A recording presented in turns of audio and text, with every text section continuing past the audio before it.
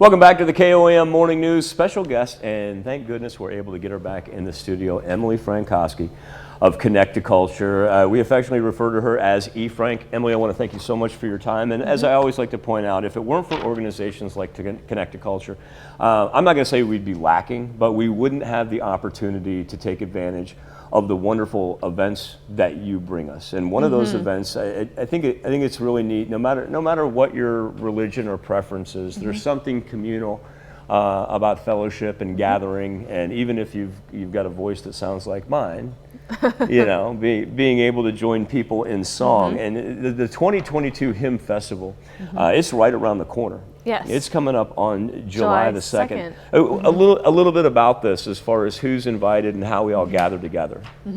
So this is an event that's put on by the Joplin Area Organists Association, and they do it every now and then. I think this is the first one post, the very relevant COVID times. But they come together to celebrate the organ and the history of the organ and kind of educate people about the organ.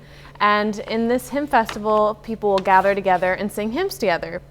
So they'll be doing this 2:45 p.m. on July 2nd, and I would imagine it will go on for a couple of hours. I've actually never gone to one of their hymn festivals before, but I do love a good hymn. So. Well, and now I'm curious too, because I'm a sucker for the organ. It's funny you say that. You love a good hymn. I'm a sucker for an organ. The organ. Now I'm really interested. I might have to check this out now because I'm really interested to see if they have different types of organs. And obviously some of these not easy to move, but some of them we know that are quite portable when they take them out and do revivals and whatnot. Yeah. So once again, that's coming up Saturday the 2nd at 2:45. And First Community Church? Yes. And like so many events that Connect to Culture is able to put on because of them, open, free to the public, everybody just come on out and, excuse me, come on out and enjoy. That's why I got to get this cleared up. Yes. Because if you're going to hear me bust out Battle Hymn of the Republic, you've got to be. I'm going to bust it out. Okay? Yes. I'm going to come strong. I promise you that. Emily, having children myself, oftentimes during the summer months, I'm not going to say we struggle for things to do, but we look for interesting things to keep them engaged and make sure that they're not slacking. They're Hayslip kids. I said it. But to keep them engaged. And Joplin Little Theater has two upcoming classes, if you will, and they're real easy to remember, folks, because the first one starts with ants.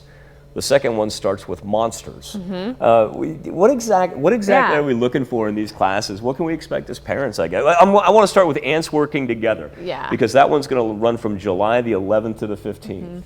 So this is under our camp section of our calendar, which every year we put together kind of a comprehensive list of all of the arts and culture camps. So if you're looking for kids' activities to do, that's the place to find them. But this is the Joplin Little Theater Workshops, which is something that I did as a kid growing up. I'll be darned. Throughout my time that they allowed me to be there, I was there during the summer, and this is where I started my love for the theater.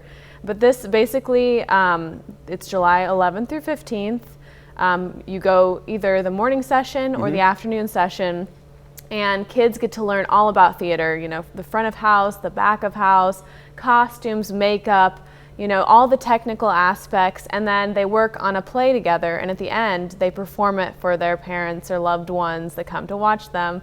And I have such fond memories of going there in the summertime, and so I think this is a wonderful activity for kids, get them out of the house, and to learn all those skills that you learn when you do study theater. And so the first camp is called Ants Working Together. Yes. The second one is Monsters Under the Bed. And once again, both of these are ages 5 through 14. One thing I do want to point out, don't delay. Make sure that you call Joplin Little Theater. You're going to find this interesting. Your kids are going to love it. But make sure you call them because space is limited. They can't they can't take 200. They would love to take 200 kids, trust me. But being what it is, that's not possible. And so once again, July 11 to 15 and then July 18 to 22. You can find that under the camp section. But I'd like for you to give a little testimonial here, because I didn't know that you attended these as a child. When you came out of these camps, and you said you kept on going back, like what was your fascination with it? What really made you excited about it? I think that for me, I went to Thomas Jefferson in Joplin. We didn't necessarily have a theater department.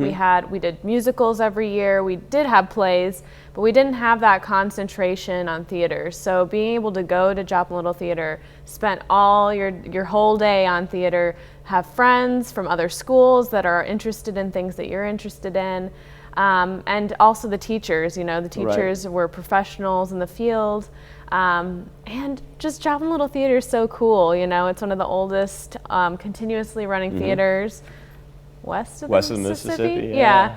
And there's a special place in my heart for Joplin Little Theater. And then, from there, I got to do some other shows, not just the workshops, more professional shows, build your repertoire, and then eventually go off to college. So. And also, too, I think it's every young boy and girl's dream to be there front and center stage, to command that stage. But that's not for everybody. And it takes a village. For those of you that have been in theater, it's not. And Emily, you'll attest to this.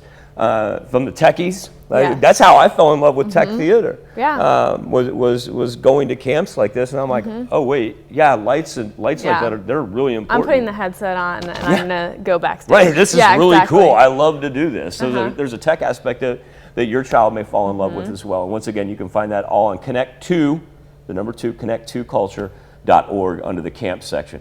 We've got a equivalency of a Comic-Con coming up, and I really want to know what you're going to dress as. Can you stick around and help us out with that? Okay.